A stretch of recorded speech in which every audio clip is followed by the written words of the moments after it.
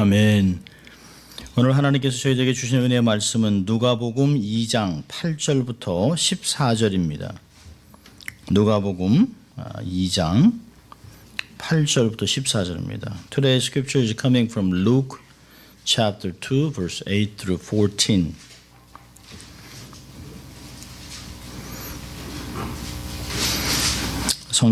성령으로 기록된 하나님의 말씀을 봉독해 드릴 때 여러분의 삶에 은혜가 있기를 바랍니다. 하나님의 말씀입니다. 그 지경의 목자들이 밖에서 밤에 자기 양떼를 지키더니 주의 사자가 곁에 서고 주의 영광이 저희를 두루 비침에 크게 무서워하는지라. 천사가 이르되 무서워 말라. 보라, 내가 온 백성에게 미칠 큰 기쁨의 좋은 소식을 너희에게 전하노라. 오늘날 다윗의 동네에 너희를 위하여 구주가 나셨으니 곧 그리스도 주시니라. 너희가 가서 강보에 서여 구유에 놓인 아기를 보리니 이것이 너희에게 표적이니라 하더니 호련히 허다한 천군이 그 천사와 함께 있어 하나님을 찬송하여 가로되 지극히 높은 곳에서는 하나님께 영광이요 땅에는 기뻐하심을 입은 사람들 중에 평화로다 하니라. 아멘. 하나님의 말씀이었습니다. Good morning. 예, 좋은 아침입니다. 제가 좀 쌀쌀하기도 합니다만은 또 한 번 해보겠습니다. 우리 양손을 좀 가슴에 얹고 나는 하나님의 특별한 사랑을 받은 사람이다. 이렇게 두 번 하겠습니다. 나는 하나님의 특별한 사랑을 받은 사람이다. 나는 하나님의 특별한 사랑을 받은 사람이다. 믿습니까, 여러분? 자, 우리 또 한번 외쳐볼까요? 같이 하나님을 기쁘시게, 사람을 행복하게. 예, 그렇습니다. 평생 이렇게 산다면 나의 삶 때문에 주위가 얼마나 따뜻해지고 또 좋은 세상이 될지 모르겠습니다. 자, 주위분들 좀 얘기 좀 해볼까요? 메리 크리스마스. 특별히 올해는 참 메리 크리스마스가 굉장히 큰 의미가 있는 것입니다. 대통령으로부터 우리 대통령 오바마 정말 이제 더 이상 대통령이 되지 말아야 되는데요. 이 사람이 그 메리 크리스마스가 아닌 해피 할러데이로 바꾸자고 얘기를 했습니다. 그리고 이젠 크리스마스가 의미가 없기 때문에 성경이 무슨 가치가 있느냐라고 얘기를 하는 대통령입니다.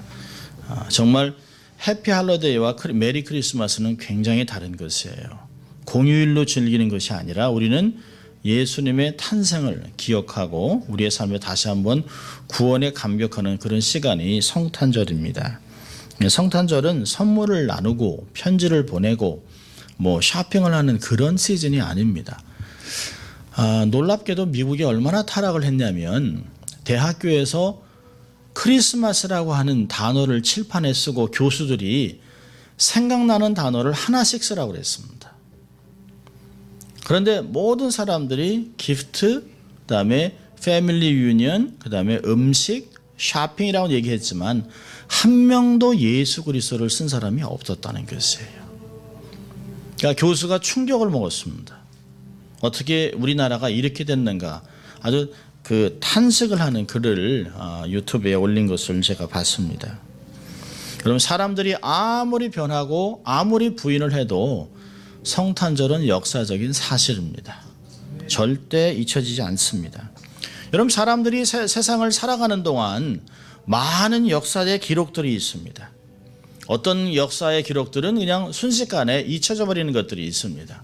기억하고 싶지 않은 것들이 많이 있습니다. 또 기억을 하려고 해도 기억나지 않는 것들이 많이 있습니다. 그렇지만 어떤 역사는 우리들의 삶 속에 아직도 살아서 계속 우리들에게 용기를 주고 힘을 주고 다시 한번 벌떡 일어날 수 있도록 힘을 주는 역사가 있어요. 그것이 바로 역사의 힘입니다. 그 바로 역사가 이 성경과 함께 우리의 살아가는 인류 역사 속에 있었던 나사렛 예수 그리스도의 사건입니다.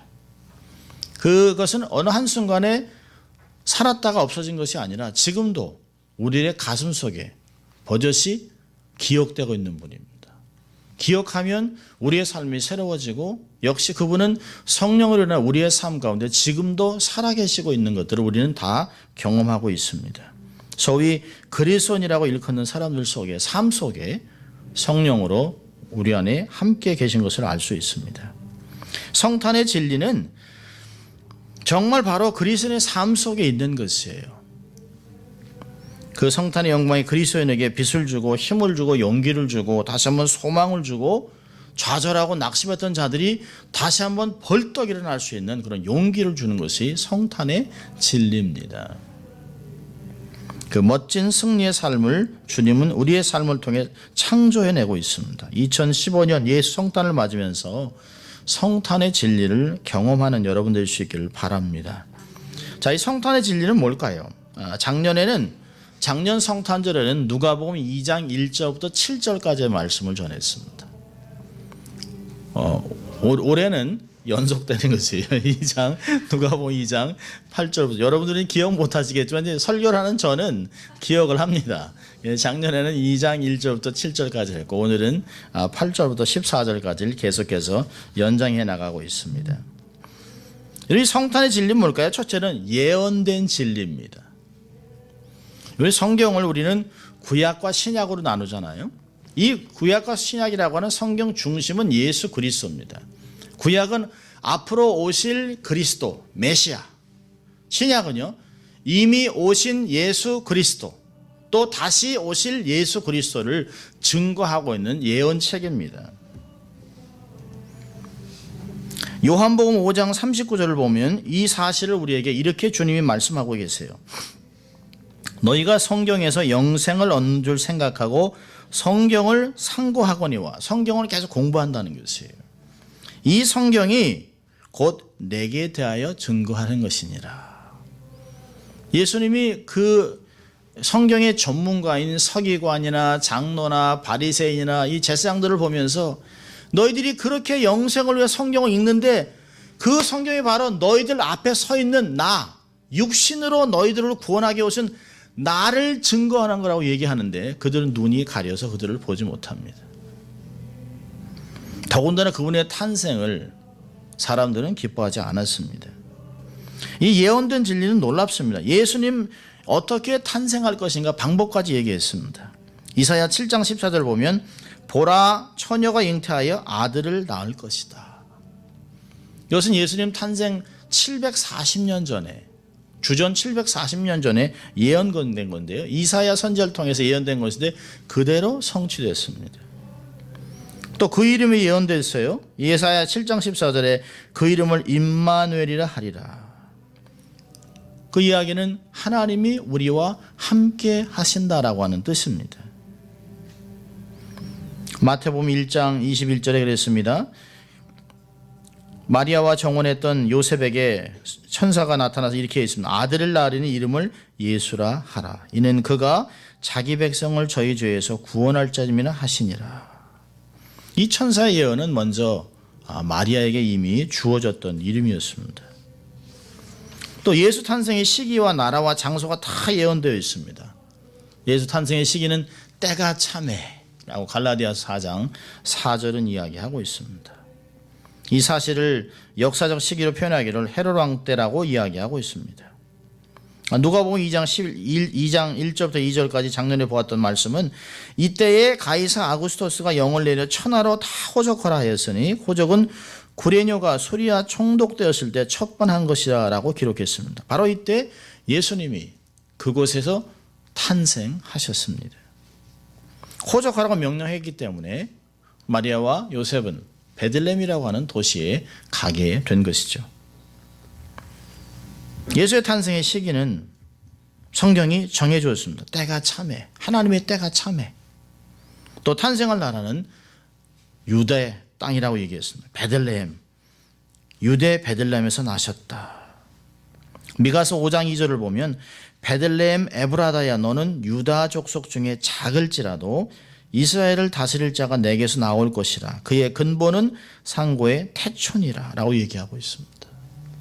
성경은 구약 전체는 사람들의 삶을 살아가는 방법에 대해서도 얘기했겠지만 그들을 언약 백성으로 삼으신 하나님의 마음도 표현하셨겠지만 그들이 자기들 스스로 구원하고 영생을 소유할 수 없기 때문에 예수 그리스도께서 그들을 구원하러 오실 것에 대한 예언을 계속해서 했던 것을 볼 수 있습니다.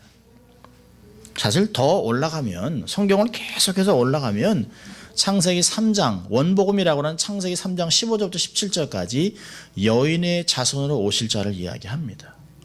아브라함의 씨로 올 것을 이야기합니다. 이삭의 자손으로 올 것을 이야기합니다.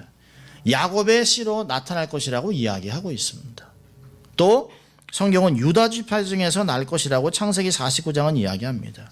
또 다윗의 그 보위를 계속해서 이어나갈 상속할 자라고 성경은 이야기하고 있습니다. 그래서 성경을 시작하는 마태복음 1장 1절은 놀라운 고백을 합니다. 아브라함과 다윗의 자손 예수 그리스도의 세계라. 참 그 유대인들은 아직 예수님을 믿지 않습니다. 그리고 예수의 이름을 저주의 이름으로 바꿔놓았습니다. 그리고 신약 성경은 인정하지 않습니다. 신약 성경을 읽으면 하나님께 저주받은 사람이라고 스스로 이야기를 합니다. 그런데 놀라운 것은 하나님이 마지막 때가 되니까 당신이 선택했던 이스라엘 백성들을 다시 죽게 돌이키는 일들을 하고 있습니다. 근데 그들의 고백들을 다 들어보면 신약 성경을 받아들였습니다. 이들이 정말 읽어야 될까 말까 처음부터 어려서부터 이 신약 성경을 손을 대면 저주받는다는 얘기를 들었기 때문에 유대인들은 신약 성경을 아예 생각도 안 했습니다. 그런데 성경을 보면 온통 유대인들 이름 투성입니다. 마태, 마가, 요한안, 요한이라고 하는 이름, 코하님 이런 일 다 이 안에 다 있습니다. 그런데 마태복음 1장 1절 읽으면서 이 사람들의 마음들이 녹습니다. 아브라함과 다윗의 자손 이 자체가 그들 삶 속에 이것은 유대인의 히스토리라는 것이에요. 그러니까 유대인의 히스토리 읽으면서 이 안에 모든 사람의 이름이 다 나와 있습니다. 그래서 그들이 이제까지 알지 못했던 정말 우리가 정말 저주의 이름이라고 했던 예수님이 정말 우리의 구세주구나. 마태복음이 끝나기 전에 그들의 삶을 죽게 드리는 역사가 막 나타납니다. 성탄의 진리는 이미 예언된 진리라고 하는 것이에요. 두 번째 성탄의 진리는 뭘까요? 슈퍼내추럴한 진리입니다. 초자연주의에 속하는 진리예요. 마태복음 1장 23절에 보면 보라 처녀가 잉태하여 아들을 낳을 것이요. 일반적으로 우리가 처녀가 아들을 낳는다? 이해를 할 수가 없는 일입니다. 옛말에 처녀가 애를 낳아도 할 말이 있다라고 얘기를 합니다만 그거는 그거 둘러대는 말이지 원래 그 말이 아니잖아요. 남자와 남자끼리도 아이를 낳을 수 없어요. 여자와 여자끼리도 아이를 낳을 수 없습니다. 여자 혼자서 아이를 낳을 수 없어요. 남자 혼자서는 택도 없는 일입니다. 그러니까 처녀가 남자를 모르는 처녀가 아이를 낳는다? 있을 수 없는 일이에요. 근데 성경은 하나님의 특별한 은총으로 마리아에게 찾아오세요. 그리고 내가 아들을 낳으리니 이름을 예수라 하라. 근데 마리아가 뭐라고 합니까? 나는 남자를 알지 못합니다. 남자와 관계를 한 적도 없고 남자를 그렇게 사귄 적이 없다라고 얘기하는 거죠. 그런데 내가 성령으로 잉태할 것을 이야기합니다. 얼마나 두렵겠습니까? 이때는 정혼한 사이예요. 약혼한 사이입니다. 그 당시에는 약혼을 1년 동안 해요. 그래서 남자가 1년 동안 그 돈을 벌고 또 그 방을 준비하고 집을 준비해서 아내와 결혼해서 아내를 집으로 데리고 갑니다. 그 당시에 그 약혼이라는 것은 결혼식과 똑같은 효력이 있습니다. 근데 그 결혼한 사이에 두 사람이 자기의 마음과 삶을 준비하면서 거룩하게 지켜나가요. 근데 요셉과 한 번도 합방을 하지 않았는데 마리아가 아이를 가졌다? 있을 수 없는 일이죠. 그 당시에는 돌로 쳐 죽이는 것이에요. 그런데 하나님께서 그에게 은혜를 주셨다는 걸 듣고 자기가 순복하고 말씀을 받아들입니다. 마리아는 이렇게 합니다.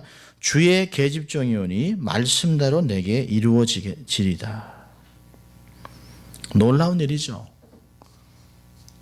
이것을 요셉도 알았어요. 그리고 요셉은 의로운 사람이라 아내를 돌로 쳐 죽일 수는 없었어요. 그래서 조용히 끊으려고 했는데요. 요셉에게 천사가 나타나서 그대로 받아들이라고 얘기합니다. 그래서 이 아이를 낳을 때까지 관계를 하지 않습니다. 그리고 아들을 낳아요. 동정녀가 아들을 낳은 것입니다. 처녀가 아들을 낳았습니다. 놀라운 것은 이것이 초대교회 사도들에게 신앙 고백이 됐습니다. 우리도 오늘 고백하지 않았어요? 동정녀 마리아에게 낳으시고 성령으로 잉태해서 동정녀 마리아에게 낳았습니다. 어느 누구도 경험하지 않았어요. 오직 예수 그리스도를 잉태했던 마리아만 그것을 경험했습니다. 그것이 우리에게 주는 기적이라고 얘기하고 있습니다. 오늘 본문을 보면 그 2장 11절을 보면 이런 말씀이 있습니다. 한국말로는 기적이라고 나오지 않고 표적이라고 나왔는데요. 2장 12절을 보면 너희가 가서 강보에 쌓여 구유에 놓인 아기를 보리니 이것이 너희에게 표적이니라. 여러분, 강보에 쌓인 아이를 보는 게 뭐가 표적이겠습니까? 세상에 아이가 얼마나 많은데요. 하루에도 수백만 수천만 아이들이 태어납니다. 그런데 여기에 이 태어난 아이는 하나님의 뜻 가운데 태어난 아이라고 얘기를 합니다. 10절에 특별히 천사가 얘기합니다. 좋은 소식을 가져왔어요. 11절에 다윗의 동네에 너희를 위하여 구주가 나셨으니 곧 그리스도 주니라. 이 구주와 주는 다른 단어입니다. 우리를 구원하실 주가 나셨는데 그리스도, 그분이 바로 우리가 주로 고백해야 될 하나님이라고 얘기하는 것이에요. 그 하나님이 육신을 입고 오셔서 강보에 쌓여있는 것, 그것이 기적이라고 얘기하고 있습니다. 어느 종교도 신이 사람이 된 적이 없어요. 유일하게 인간을 사랑한, 인간을 구원하기 위하여 하늘나라를 보좌를 버리시고 이 땅에 내려와 낮고 낮은 자리에서 인간의 모습을 가지고 태어난 예수 그리스도 한 분밖에는 없습니다. 이 동정녀 탄생은 마리아 요셉의 성탄 신조가 돼서 우리의 기독교 교리가 되었습니다. 그리고 우리는 고백하잖아요. 말씀이 육신이 되었다 라고 고백하고 있습니다. 그래서 요한복음 1장 14절에 우리가 그 영광을 보니 하나님의 아버지의 독생자 영광이 은혜와 진리가 충만하다고 고백하는 것입니다. 예수 성탄의 진리는 자연주의나 이성주의가 아니에요. 초자연적인 진리입니다. 우리가 머리로 이해하고 또 과학적으로 증거할 수 있는 그런 것이 아닙니다. 가끔 사람들이 그래요. 야, 송 목사 이거 증명해봐라. 성경을 증명해봐라. 제가 얘기합니다. 성경은 증명할 책이 아니야. 성경은 믿을 책이야. 히브리서는 얘기했습니다. 우리가 믿음으로 모든 것을 알 수 있다라고 얘기했습니다. 하나님과 예수 그리스도와 성령님은 우리가 증명할 대상이 아니에요. 우리가 깨닫는 대상이 아니라 우리가 믿고 경배해야 할 대상일 줄 믿습니다. 세 번째로 성탄의 진리는 구원의 진리입니다. 마태복음 1장 21절에 아들을 낳으리니 이름을 예수라 하나 이는 그가 자기 백성을 저희 죄에서 구원할 자심이라고 얘기했습니다. 예수 성탄은 자기 땅에 자기 백성을 찾으러 오신 것이에요. 오늘도 안 집사님에게 기도하셨습니다마는 요한복음 1장 11절에 자기 땅에 자기 백성에게 오셨다는 것이에요. 그런데 아무도 그를 영접하지 않았습니다. 요한복음 13장을 보면 1절에 이런 말씀이 있습니다. 예수께서 자기가 세상을 떠나 아버지께로 돌아가실 때가 이른 줄 아시고 세상에 있는 자기 사람들을 사랑하시되 끝까지 사랑하시니라. 자기 사람들. 여러분, 이야기는 그 당시에 있었던 제자들만을 얘기하는 것이 아니죠. 그분은 영원히 우리를 지금도 사랑하시는 그분입니다. 어느 것도 세상 어떤 것도 우리와 바꾸지 않습니다. 예수 성탄은 자기 땅에 자기 백성을 찾아오신 것이에요. 그런데 이 백성들이 어떤 백성일까요? 죄인입니다. 어느 누구도 난 구원받을 만해요. 나는 배경도 좋아요. 나는 열심도 있어요. 주를 위해 헌신도 해요. 그것은 예수 믿고 난 다음에 나타나는 결과죠. 예수 믿기 전에 우리를 누구라고 얘기합니까? 죄인이라고 얘기합니다. 예수님도 죄인을 찾아오셨다고 얘기해요. 건강한 사람에게는 의원이 필요 없다. 우리를 연약한 자여 병자여 스스로 우리를 구원하고 고칠 수 없는 사람들이라고 얘기합니다. 로마서는 한 단계 더 나가요. 로마서 5장은 우리가 원수 되었을 때, 우리가 죄인 되었을 때 하나님께서 우리를 구원하셨다는 거예요. 누굴 통해서요? 아들 예수 그리스도를 십자가에 내어주면서 우리를 사랑하셨다라고 이야기하고 있습니다. 그분은 자기의 삶을 우리를 위하여 주기 위하여 대속물로 주기 위해 오셨다라고 얘기하고 있습니다. 죄인이라고 얘기하는 것은 우린 스스로 우리를 구원할 수가 없다는 것이에요. 여러분 우리가 얘기하는 구속, 구원이라는 단어는 우리가 그냥 간단하게 생각합니다만 구속과 구원이라는 단어는 값을 지불했다는 뜻이에요. 누군가가 값을 지불했어요. 근데 그 값을 지불한다는 것이 어디서 나오냐면 노예 시장에서 노예를 살 때 값을 지불한다는 그 단어입니다. 우리가 죄인으로 해서 우리가 스스로 우리를 누군가 주인이 사서 우리를 자유롭게 하기 전까지는 계속 죄의 사실에 묶여 있습니다. 우리가 가끔 보면 영화를 보면 노예 시장에 사람들이 묶여 있는 걸 보잖아요. 노예 시장에 있으면서 누가 나를 사갈까? 사지 않으면 계속 그대로 있는 것이에요. 그렇지 않으면 이제 아주 험한 곳으로 끌려가는 것이죠. 근데 사람들은 노예 시장에 와서 이빨을 보고 이렇게 이빨을 보고 이빨이 건강한가, 또 이게 몸은 어떤가 이렇게 만져보고 이렇게 해서 노예를 사요. 노예를 사서 자기 집에 가서 온갖 굳은 일을 시킵니다. 근데 주님은 어떻게 하셨나요? 노예를 이름을 불러서 노예를 샀어요. 값을 지불했습니다. 그리고 뭐라고 얘기했냐면 이제 너는 자유인이야.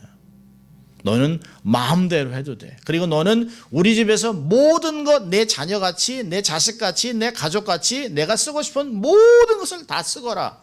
마음대로 하거라. 내가 너를 위해 모든 것을 지불하겠다라고 얘기하고 있습니다. 주인의 집에서 우리를 양자로 삼으셔서 우리가 하나님을 아버지로 부르는 자로 만들어 놨다는 것이에요. 노예였는데 언제 죽을지 모르는데 언제 매를 맞을지 모르는데 그런 사람을 엄청난 대가를 지불했습니다. 근데 그 대가가 어떤 것일까요? 주인이 우리를 위해서 대신 죽어준 것이에요. 세상에 어느 누가 노예를 위해 죽겠습니까? 더군다나 하나님이 왜 십자가에서 우리를 위해 죽을까요? 그것은 우리를 구원하기 위한 것이라는 것이죠. 마가복음 10장 45절은 이렇게 얘기합니다. 인자에 온 것은 섬김을 받으려 함이 아니라 도리어 섬기려 하고 자기의 목숨을 많은 사람의 대속물로 주려 함이니라. 팔려가 버린 노예를 해방시키기 위해서 대신 지불하는 몸값을 가리키는 것이에요. 베드로전서 1장 18절과 19절은 이렇게 얘기합니다. 너희가 알거니와 너희 조상의 유정된 망령된 행실에서 구속된 것은 은이나 금같이 없어질 것으로 한 것이 아니요 오직 흠없고 점없는 어린 양 같은 그리스도의 보배로운 피로 한 것이니라. 주님의 보혈로 우리가 구속받은 것이에요. 이것을 바로 성탄의 복음이라고 얘기하는 것입니다. 오늘 본문을 보면 2장 10절에 얘기하잖아요. 구주가 너에게 나셨다는 거지요. 복된 소식을 얘기합니다. 좋은 소식을 너에게 전한다. I am bringing you good news of a great joy that will be for all people. 그 이유는 온 인류가 죄인이기 때문에 온 인류에게 기쁨을 주는 소식이기 때문에 복된 소식이라고 이야기하는 것입니다. 그래서 우리는 복음이라고 얘기하는 것이에요. 굿뉴스라고 이야기하는 것입니다. 마지막으로 이 성탄의 진리는 역사적 진리입니다. 우리가 성경을 갖고만 얘기한다면 많은 사람들이 그러겠죠. 기독교인들은 뭐 자기네 책 갖고 얘기하는 거 그럴 수 있다고 얘기하지만 예수님의 이야기는 모든 역사책에 기록되어 있습니다. 유대의 권위 있는 역사가 요세푸스는 사기에 이렇게 기록합니다. 예수라고 하는 지혜로운 사람이 있었다라고 얘기합니다. 로마 역사가 타키투스라고 하는 자는 네로 황제의 기독교 박해에 대해서 말하는 중에 이렇게 기록했습니다.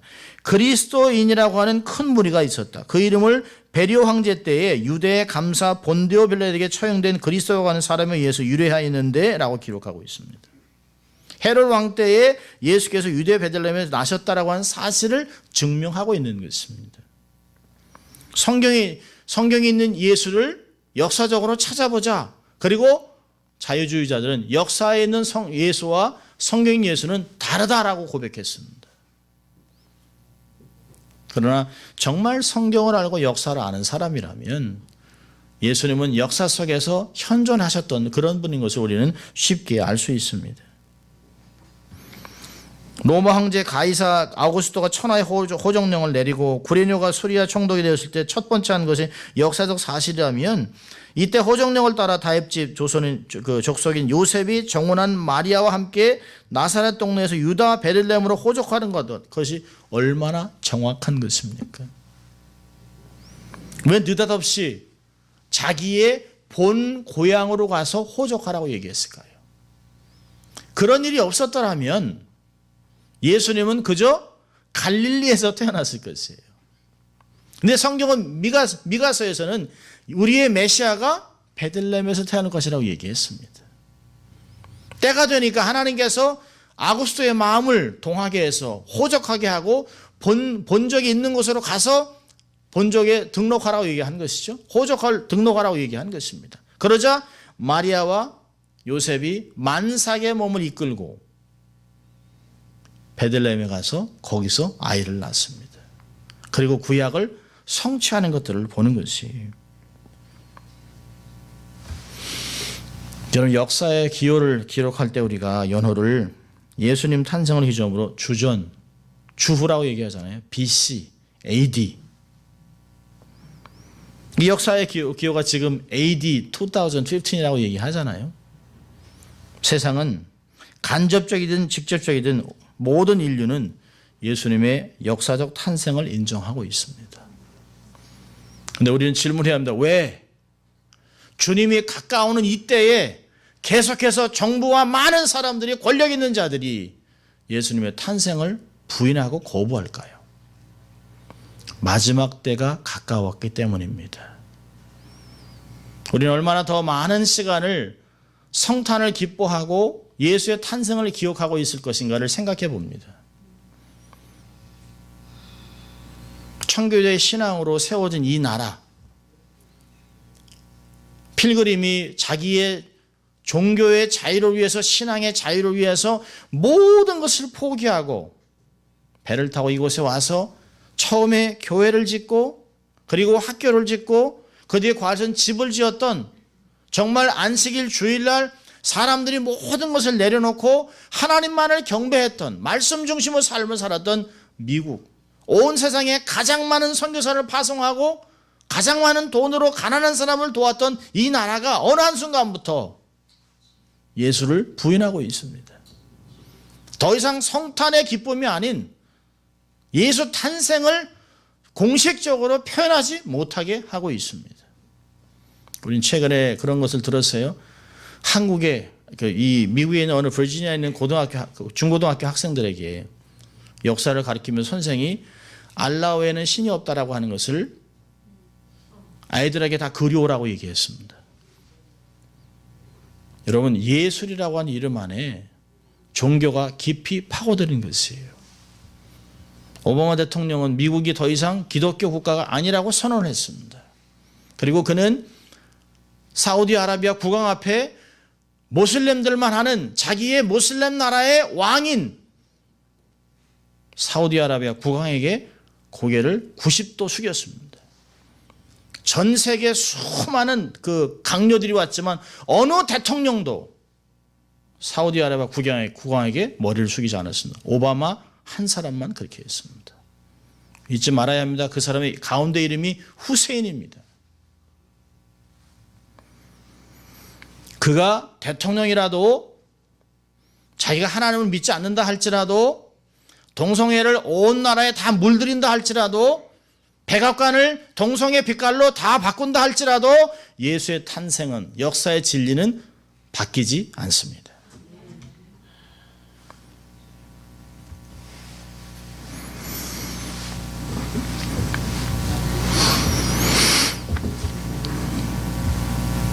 성경에는 구약에 456번이나 예수님 메시아 탄생을 기록하고 있습니다. 그리고 신약은 예수님의 탄생을 이야기하고 성장을 이야기하고 공생애를 이야기하고 그분이 십자가에서 돌아가셨다라고 이야기합니다. 그리고 부활하셨습니다. 승천하셨습니다. 그리고 이 땅에 교회를 세우시고 그분이 약속하셨어요. 마지막 때에 속히 오겠다 얘기했습니다. 주님이 이렇게 늦게 오신 이유가 뭘까요? 베드로후서 3장 9절은 얘기합니다. 주님이 늦게 오시는 것은 모든 사람이 다 구원받기 원함이라고 하는 하나님의 궁율함을 이야기하는 것입니다. 그분이 올 때까지 우리는 마라나타를 외치면서 매 순간마다 예수님의 부활과 예수님의 죽으심과 예수님의 탄생함을 우리는 선포해야 하는 것이죠. 우리는 미국의 신앙이 깊어질 것이라고 기대하면 안 됩니다. 얼마나 더 많은 박해가 올지 모릅니다. 이럴 때 교회는 더 교회가 되어야 합니다. 더 예수님의 말씀을 마음에 새기고 말씀대로 삶을 살아내고 그리스도가 어떤 분이었는가를 삶에서 증거하는 사람들이 되어야 하는 것입니다. 이 성탄의 기절은 정말 주님께서 이 땅에 오시기 위해서 얼마나 많은 것들을 내려놨는가를 이야기하는 것입니다. 빌립보서 2장 5절은 우리에게 이렇게 고백합니다. 제가 읽어드립니다. 빌립보서 2장 5절 이렇게 얘기합니다. 너희 안에 이 마음을 품으라. 곧 그리스도 예수의 마음이니 그는 근본 하나님의 본체시나 하나님과 동등됨을 취할 것으로 여기지 아니하시고 오히려 자기를 비어 종의 형체를 가져 사람들과 같이 되었고 사람의 모양으로 나타나셨음에 자기를 낮추시고 죽기까지 복종하셨으니 곧 십자가에 죽으심이라. 이름을 하나님이 그를 지극히 높여 모든 이름 위에 뛰어난 이름을 주사 하늘에 있는 자들과 땅에 있는 자들과 땅 안에 있는 자들과 모든 무릎을 예수의 이름에 꿇게 하시고 모든 입으로 예수 그리스도를 주라 시인하여 하나님 아버지께 영광을 돌리게 하셨느니라. 이미 그렇게 됐습니다. 우리도 이 한 파트를 감당하고 있는 것이에요. 예수님은 우리의 왕이십니다. 그분은 지금도 이 땅을 위해서 기도하시고 통치하시고 그리고 모든 권세를 가지고 백마 타시고 승리하시고 만백성들과 함께 이 땅을 다시 통치하러 오실 것이에요. 요한복음 21장에 있는 말씀과 같이 마라나타는 우리의 신앙의 고백입니다. 마라나타를 외치지만 우리가 아직도 이 땅에 살아가는 이유는 뭘까요? 이 마라나타의 소망을 모르는 주의 재림의 영광을 모르는 자들에게 주의 탄생과 주의 삶과 그분의 십자가 돌아가심과 구속의 인치심을 우리는 가르쳐야 하기 때문에 우리는 살아가는 것입니다. 세상은 두 종류의 사람이 산다고 그래요. 예수 믿는 사람, 예수를 믿어야 할 사람. 그러다 우리가 해야 될 일이 있죠. 우리는 예수를 다른 사람들에게 전하는 그런 삶을 살아가야 합니다. 하나님은 에덴 동산에서 범죄한 아담에게 그리스도께서 세상에 여인의 후손을 오셔서 뱀의 후손 마귀를 이길 것을 예언하고 약속해 주셨어요. 그리고 때가 되매 여인의 몸에서 아들이 탄생했습니다. 그리고 온 땅의 모든 족속이 그를 인하여 복을 받을 것이라고 하는 아브라함의 축복이 지금 우리의 삶에 이방인 우리도 다 예수 믿고 천국의 복을 약속받고 살아가는 사람들입니다. 그분은 다시 오실 것이에요. 말씀을 정리합니다. 우리는 이러한 진리 앞에서 우리 믿음을 다시 확인해야 됩니다. 첫째로는 우리에게 이런 약속을 주신 하나님을 믿어야 합니다. 그리고 그분의 말씀을 기록한 1.1획도 변하지 않을 성경 말씀을 믿어야 합니다. 그리고 이 말씀대로 이 땅에 오셨던 예수 그리스도 그분의 구속의 사건을 우리는 믿어야 합니다. 그리고 그분 때문에 우리가 구원받은 것을 축복받은 것을 기억해야 합니다. 그리고 만민에게 미칠 그 기쁨의 소식을 인류에 전해야 되는 의무가 있다는 것을 받아들여야 하는 것입니다. 성탄의 진리는 우리에게 기쁨과 감격도 주지만 우리에게 어떠한 삶을 살아야 될 것이라고 하는 사역에 대한 의무도 부여하고 있습니다. 2015년에 성탄을 맞이하는 우리 모두에게 하늘이 하나님께는 영광, 땅에는 기뻐하시며 든 사람 중에 평화, 이런 것도 임하는 삶이 되시길 주의 이름으로 축원합니다. 기도하겠습니다. 하나님 아버지 감사합니다. 오늘도 이렇게 성탄절을 맞이하여 말씀으로 성탄의 진리를 가르치시고 이 마지막 때 우리는 어떻게 살아야 될 것인가를 도전하시고 가르쳐 주신 주님 감사합니다. 주님을 기뻐하고 주님 때문에 받은 약속을 기억하고 평생 복음을 증거하는 저희들 될 수 있도록 하나님 축복하여 주시옵소서. 감사하고 예수님 이름으로 기도합니다. 아멘.